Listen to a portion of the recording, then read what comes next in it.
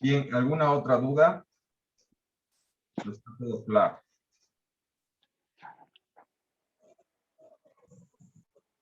Ya, espero que todo esté en orden. ¿Alguien que haya llegado recién a la clase? Yo, profesor. Rubén Siles. Profesor, ¿Ya? ¿Quién más? Rubén Siles. Siles. Rubén Siles, ¿quién más? Ronaldinho Cruz. Ya.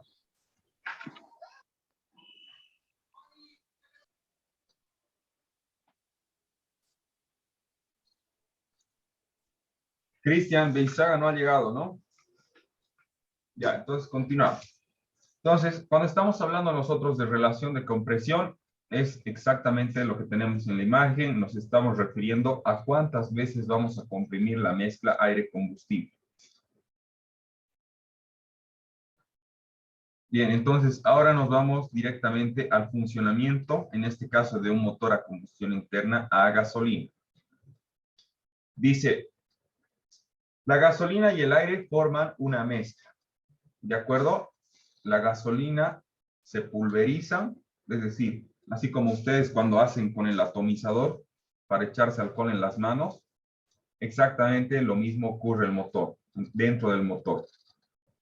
Antes de entrar a los múltiples de admisión, en este caso se pulveriza la mezcla y de esta manera se llega a mezclar se pulveriza la gasolina y se llega a mezclar con el combustible, en este caso con la gasolina. Entonces, eso conforma la mezcla aire-combustible. La más leve chispa basta para que se inflame. Los pistones de los cilindros se encargan de comprimir la mezcla, facilitando así la ignición. Entonces, van subiendo los pistones desde el punto muerto inferior hasta el punto muerto superior, generando una compresión. Entonces, de esta manera es mucho más fácil que ocurra la combustión. Entonces, una vez que el pistón ha alcanzado el punto muerto superior, en la bujía salta una chispa. Y ahí es donde ocurre la combustión. Entonces, estalla en llamas con tal velocidad y violencia que hace descender al pistón por el cilindro. Este movimiento determina el giro del cigüeñal y da su fuerza al motor. Esta explosión, habíamos dicho que es mejor llamada combustión, tiene lugar en uno de los 4 movimientos del pistón, por lo que se denomina motor de 4 tiempos.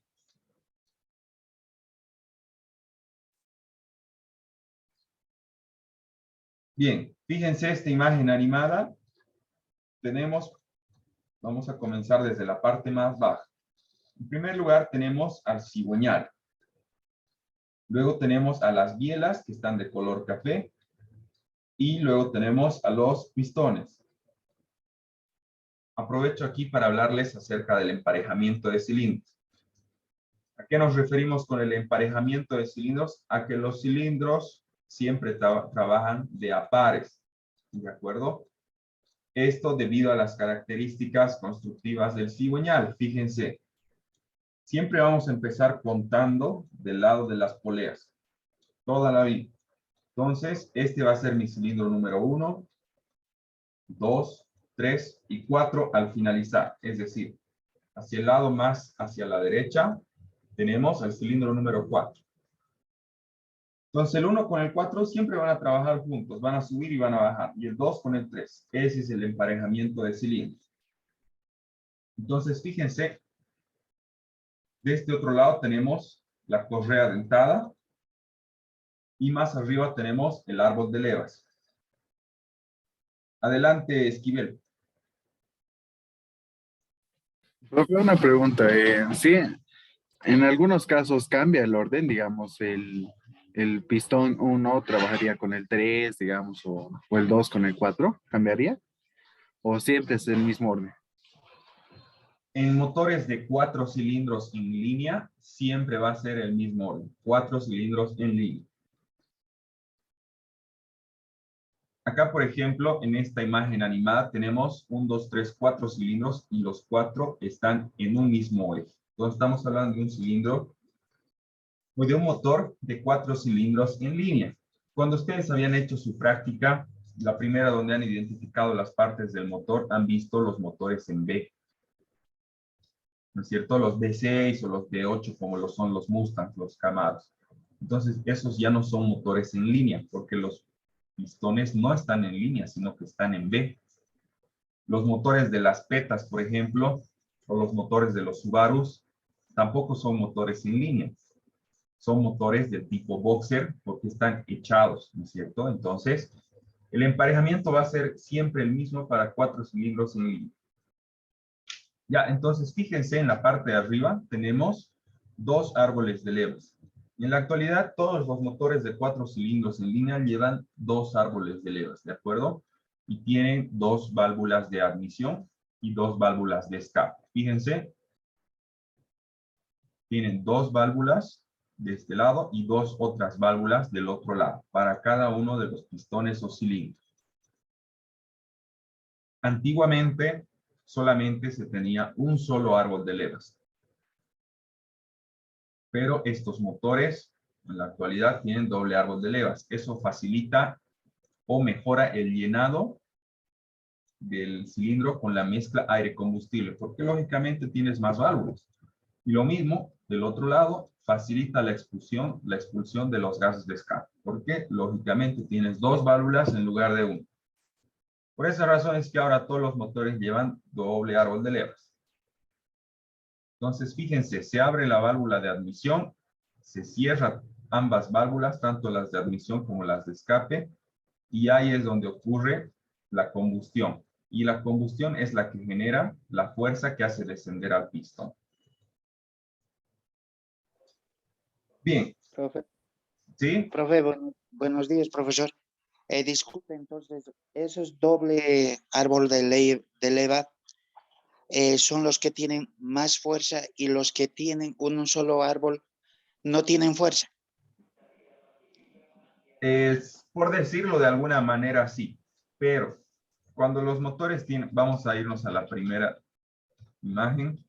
Este motor, por ejemplo, fíjate, tiene un solo árbol de levas. Entonces, para cada uno de los cilindros, tú vas a tener una sola válvula de escape y una sola válvula de admisión. Entonces, si en lugar de tener una, tuvieras 2, va a poder entrar más aire y combustible, es decir, va a poder entrar más mezcla a tu cilindro. Por tanto, tu llenado va a ser mejor. Y si tienes 2 válvulas de escape, la expulsión de tus gases de escape, que es lo que no nos sirve, va a salir del cilindro de mejor manera, es decir, más rápido. Por eso es que ahora se trabaja con 2 árboles de levas. ¿Está claro, Rubén? Sí, profe, está bien. Muy, Gracias. muy bien. Entonces, este es el árbol de levas. ¿Por qué? Porque fíjense, a lo largo de todo su eje tiene levas. Esta especie de gotas que ven ustedes acá, o triángulos, son las encargadas de abrir las válvulas. ¿De acuerdo? Lógicamente, en su parte con el diámetro menor, no va a abrir la válvula. Pero luego, cuando tope con la punta, va a abrir la válvula. Entonces, por eso es que se llama árbol de levas.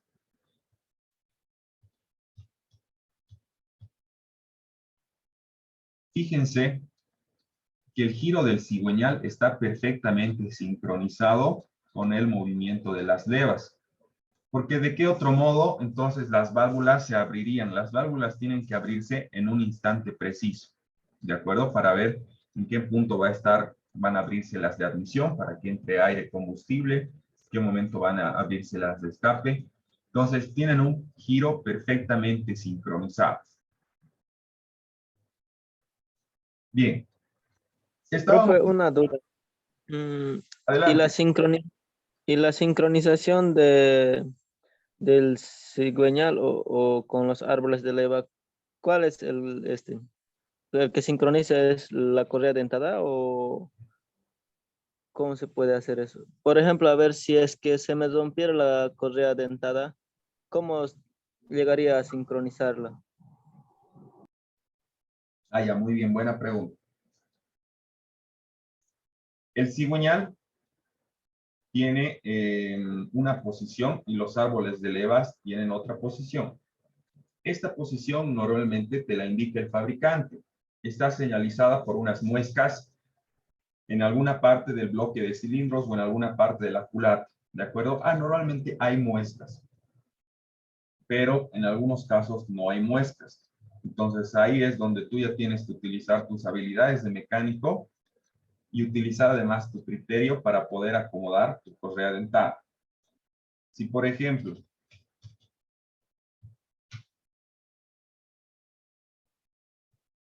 fíjense, en esta posición, digamos que tú tienes tu cigüeñal, se te ha roto tu correa, pero no sabes exactamente cuál va a ser la posición del árbol de levas y cuál va a ser la del cigüeñal. Entonces ahí es donde tienes que utilizar tu criterio y ver en qué ciclo o en qué etapa está cada uno de los cilindros. Eso también lo vamos a hacer más adelante. Si se rompiera esta correa, fíjense, existe la probabilidad de que las válvulas choquen con la cabeza del pistón. ¿No es cierto? ¿Por qué? Porque el pistón va a estar hacia arriba, en la parte más alta, y las válvulas van a estar en la parte más baja, es decir, van a estar abiertas.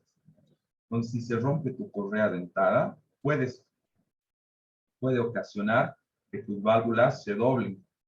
Y ahí, hasta ahí llegó tu motor. Entonces, lo que tienes que hacer ahí es abrir tu motor, repararlo y volver a armar. Más adelante vamos a ver que no siempre tenemos una sincronización por correa dentada. También podemos tener una sincronización por cadenilla. O también en los motores más antiguos se utilizaba solamente engranajes, nada más. Adelante, Esquivel. Profe, ¿y a cada cuánto tenemos que cambiar la correa? Si tengo que, bueno, si se me arruina o algo. Es relativo esto del cambio de la correa. ¿Por qué? Porque depende mucho de la calidad, es decir, de la marca, y también depende mucho de tu cambio. Normalmente te dicen que lo cambies cada 100.000 kilómetros. Ya cada 100.000 kilómetros el fabricante te recomienda cambiar. Pero ustedes saben bien que acá a Bolivia no nos llega siempre los vehículos de las mejores gamas, ¿no es cierto? A Bolivia entran lo peor de lo peor, porque no tenemos normas. Entonces, si hicieras al cambio cada 50.000 kilómetros, de alguna manera tendrías una mayor garantía. Pero en teoría es cada 100.000 kilómetros que se hace el cambio. Edwin Panoso, adelante, tienes la mano.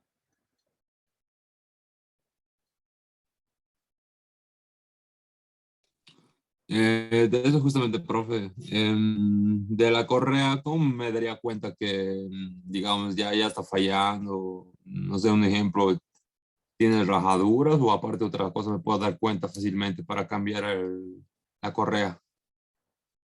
Ya, muy bien, te respondo. Normalmente las correas tienen una tapa, ¿ya? Están lógicamente en la parte de adelante de tu motor.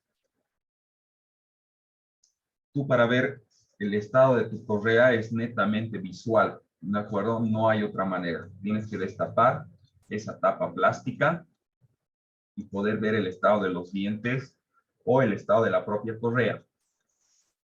Cuando tú veas, vas a ver desgaste en los dientes, vas a ver que se está empezando a picar, o por último puedes también ver resequedad.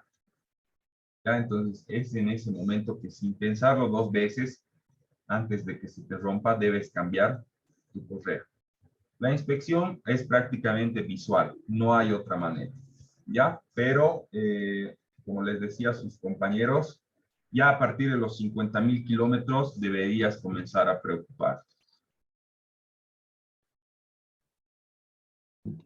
Ya, gracias, profe. Entonces sería sequedad, ¿no? En otras palabras también, ¿no? Sí, Para darme cuenta. resequedad es lo que vas a encontrar, sí. Pero como les decía hace un momento, no todos los motores están sincronizados con una correa dentada. Algunos de ellos están sincronizados con una cadenilla, que es como la cadena de tu bicicleta. Y otros están sincronizados solamente por engranajes, como es el caso de los Volkswagen, ya los antiguos. Los motores más antiguos no utilizan ni correas ni cadenas, solamente utilizan engranajes.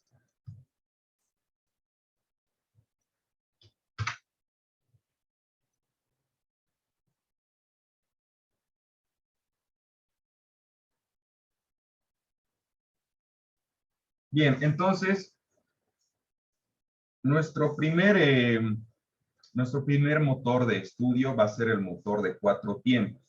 ¿Por qué se llama motor de 4 tiempos? Porque este motor tiene 4 etapas, ¿de acuerdo? 4 etapas. Allá por los años 1800, había un señor que se llamaba Nicolás Otto, de procedencia alemana, que inventa el motor de 4 tiempos. Y esa es una revolución para los motores de combustión interna, porque alcanzan a ser mucho más eficientes que los motores anteriores a ese tipo de motores de 4 tiempos.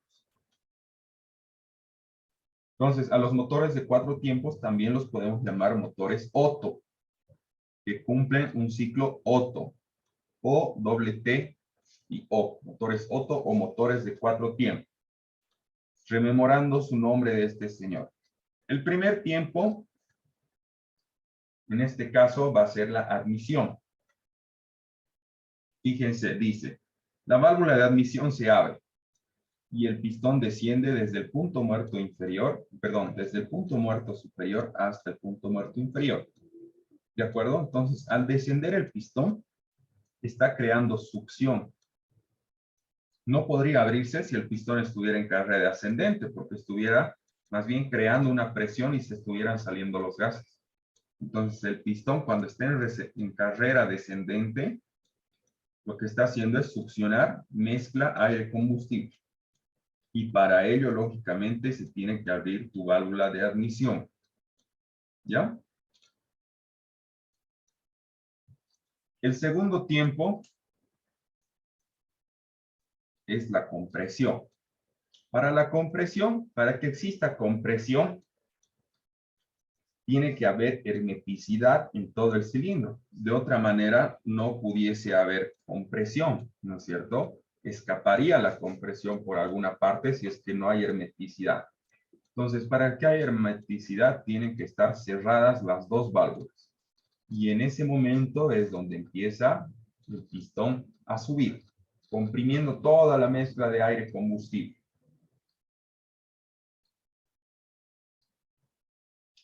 En el tercer tiempo tenemos a la combustión. Dice, la chispa emitida por la bujía incendia la carga a presión. Los gases de expansión expulsan el pistón hacia el punto muerto inferior. Consecuentemente, el pistón mueve al cigüeñal. Entonces, el pistón ha alcanzado el punto más alto, comprimiendo la mezcla aire-combustible, y en ese momento este señor, que es la bujía, hace que salte una chispa. Entonces, salta la chispa y combustiona toda la mezcla aire-combustible. Entonces, esa combustión lo que hace es generar una fuerza de empuje hacia abajo sobre el pistón. A su vez, a la biela, y la biela va a ser el encargado de convertir el movimiento alternativo en movimiento rotativo en el cigüeñal.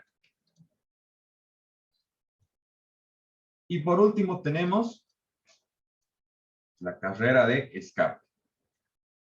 Entonces, una vez que ha ocurrido la combustión, lógicamente se generan humos de escape, los cuales tienen que ser expulsados del cilindro. ¿Y de qué manera van a ser expulsados? En primer lugar, tienes que abrir la compuerta.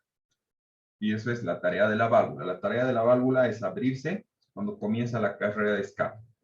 Y va a ser el propio pistón el que va a empezar a subir. Y en todo lo que va subiendo va expulsando los gases que se han generado hacia la lumbrera de escape, luego hacia el múltiple de escape y finalmente hasta tu tubo de escape en la parte de atrás del vehículo. Dice, la válvula de escape se abre. Los gases a gran temperatura salen expulsados, empujados por el pistón que pasa. desde el punto muerto inferior hasta el punto muerto superior. Y el ciclo vuelve a comenzar. Entonces, fíjense, aquí nuevamente tenemos los 4 tiempos o las 4 etapas que conforman el motor ciclo Otto o motor de 4 tiempos. Admisión, compresión, explosión o combustión. Personalmente no me gusta la palabra explosión, prefiero que la llamen combustión. ¿Cuál es la diferencia entre explosión y combustión?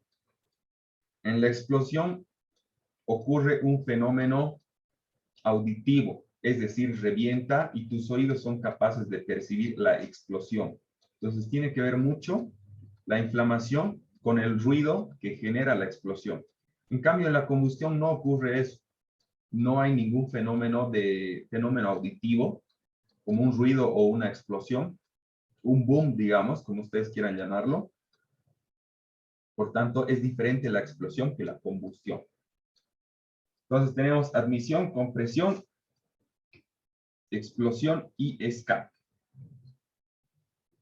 Para la carrera de admisión, les vuelvo a repetir, se abre la válvula de admisión y entra aire combustible dentro del cilindro. El pistón está en carrera descendente. De esta manera genera una succión. Para la carrera de compresión se cierran las 2 válvulas. El pistón comienza a ascender, por lo tanto va comprimiendo la mezcla. Y en el tercer tiempo, ya la chispa salta y el pistón comienza su carrera descendente. Ahí es donde se produce el trabajo. Ahí es donde se produce la rotación en el cigüeñal, es lo que nos interesa.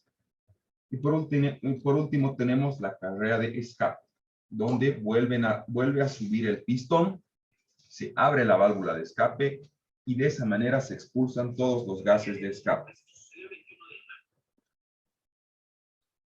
¿Alguna duda? A ver, Edwin Panoso Colque, adelante. Profe, ¿esto es en todos los autos, no ve? ¿O me está hablando de los autos antiguos nomás? En todos los autos, absolutamente todos los autos. Existen muy Ya. pocos vehículos que han sido fabricados con motores de 2 tiempos. En la ¿Eso ya actualidad, o qué año sería? estamos hablando antes de los 1920 aproximadamente. Perdón, Ya, antes de los dos 50. tiempos, entonces. Antes de los 50, más o menos por esas eras, han existido 1, 2, máximo 3 vehículos que han salido con motores de 2 tiempos. Sin embargo, el 99.9% de los vehículos son de 4 tiempos. En contraposición a las motos. Ya, las motos en la actualidad se siguen produciendo con 2 tiempos y 4 tiempos. ¿Cuál es la ventaja de los vehículos de 2 tiempos o de los motores de 2 tiempos? Es que son motores que en primer lugar no tienen demasiadas partes, ya son motores mucho más sencillos. Por lo tanto, su mantenimiento es menor. Giran a mayor revolución, o sea, son más rápidos los motores de 2 tiempos. Pero el problema es que trabajan con una mezcla. Y no la mezcla aire-combustible, sino mezcla de aceite con mezcla, ¿ubicas? Entonces, en tu tanque tú le tienes que poner una porción de aceite para cierta porción de gasolina. Entonces, trabajan a mezcla. Estos motores que le llaman a mezcla de las sierras, por ejemplo, para cortar los árboles, para algunas podadoras, cortapastos y demás, son motores a mezcla. Porque tú al echar al tanque el combustible, no solamente puede entrar gasolina, tiene que entrar gasolina mezclada con aceite. Bien, alguien quería hablar, adelante. Sí, tenía esa duda, profe, pero ya está aclarada ya. Que que los motores fabricados de 2 tiempos son gasolina con aceite mezclada. Justo eso era lo que quería preguntar, profe. Ya está aclarado. Muy bien, exactamente. Entonces, Adelante, Edwin. Perdón, profe. ¿Y esto es solo con los de diésel o es con ambos? No sé si Solo me con entiende. el diésel dices. ¿Cómo dices? Sí. Si esto es para los autos de diésel o es para los autos de gasolina y diésel o La varía. gasolina, creo que dijo. Ya, te explico, te explico. No te confundas. En este caso estamos hablando de motores a gasolina, ¿de acuerdo? Porque tenemos claramente una bujía. Fíjate, esta es tu bujía. Habíamos dicho que en los motores a diésel no existe sistema de encendido, por tanto no existen bujías. La mezcla combustiona netamente por compresión. El pistón comprime tanto la mezcla. Es sin bujía los motores a diésel. Exactamente, sin bujía. Estos cuatro tiempos también los tiene un motor diésel. Pero como hemos dicho que no hay salto de chispa y que es netamente por compresión, ya ustedes ven ahí la diferencia, ¿no es cierto? No hay salto de chispa, pero siguen siendo los mismos tiempos. Admisión, compresión, explosión y escape. Los cuatro tiempos. En los motores de dos tiempos, la admisión y la compresión ocurren de forma simultánea y la explosión y el escape ocurren de forma simultánea. ¿De acuerdo? Por eso se llaman dos tiempos, pero admisión y compresión conforman un tiempo y explosión y escape conforman el segundo tiempo. Por eso se llaman motores de dos tiempos. ¿Está claro? Sí, profe, gracias. Ya, listo, muy bien. Eso vamos a detallarlo más adelante, no se preocupe.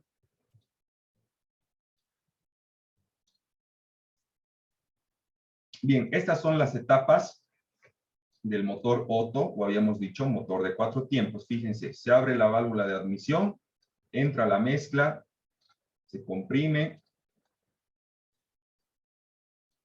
combustiona y luego salen los gases de escape.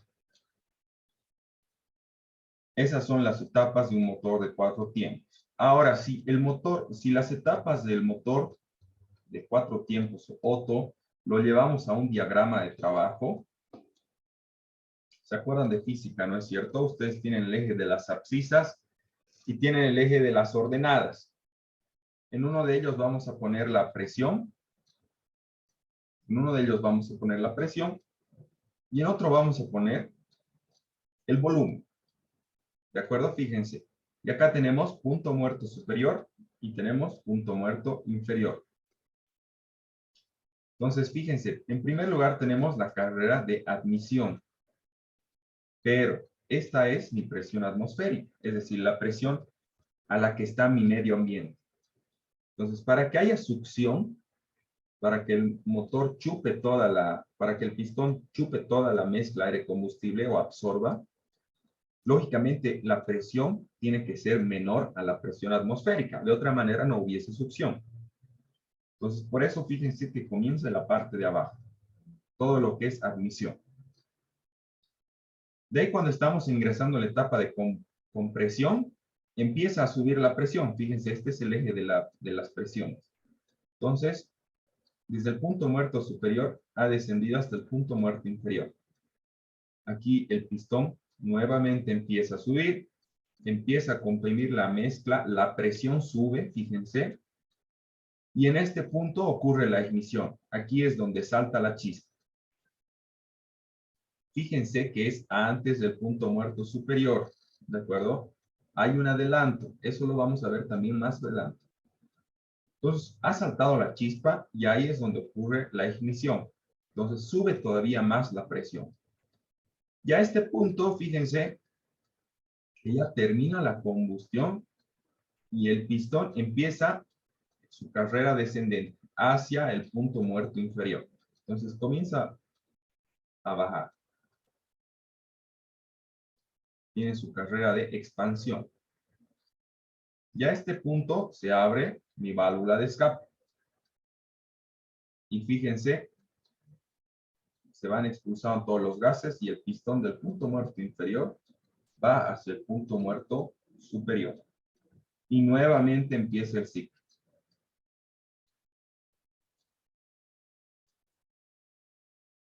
¿Está claro?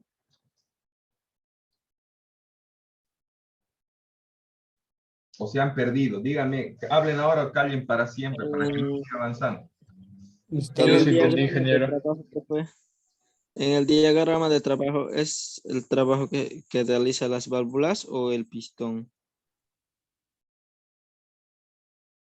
Este es el trabajo que realiza todo el motor en su conjunto, Me perdí en esa parte, no sé, se me fue la señal, creo, y no le tomé mucha atención. En Sí, ese profe. del Un diagrama. favorcito, ¿podría volver a explicar por segunda vez? Perdón. Claro, no hay ningún problema.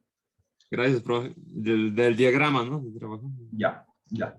Gracias. En un motor Otto tenemos 4 tiempos: admisión, compresión, expansión y escape. Admisión, compresión, expansión y escape. Habíamos dicho que para la carrera de admisión, fíjense, en este caso mi admisión está, si no me equivoco, a este lado, ¿ya? Entonces se abre la válvula de admisión y entra la mezcla aire-combustible. Mezcla aire-combustible. La siguiente es mi carrera de compresión. Les decía que para que exista compresión tiene que estar herméticamente el cilindro, ¿no es cierto? Porque de otra manera no hubiera compresión. Es como cuando tú tienes tu inflador de tu bicicleta y le tapas la boquilla y quieres apretar el émbolo hacia abajo y estás comprimiendo, ¿no es cierto?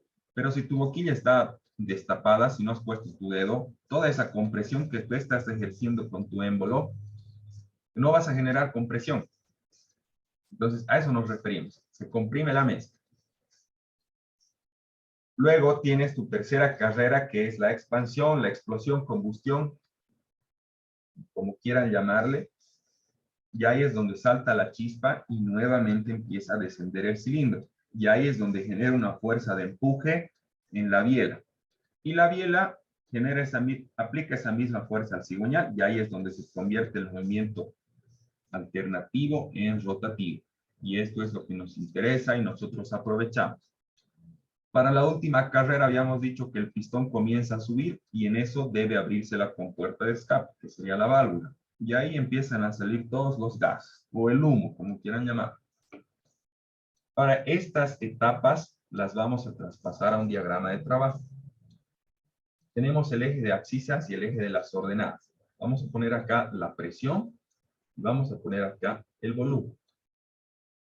Fíjense, en la parte de abajo tenemos punto muerto superior y punto muerto inferior. Ustedes ya saben muy bien qué es eso. Para que exista succión, lógicamente en la carrera de admisión tiene que haber succión, es decir, el pistón tiene que absorber toda la mezcla aire-combustible, tiene que chupar. Entonces, para que haya succión, tiene que haber una presión menor a la presión que hay en el medio ambiente, que es la presión atmosférica. Normalmente es de 1 bar.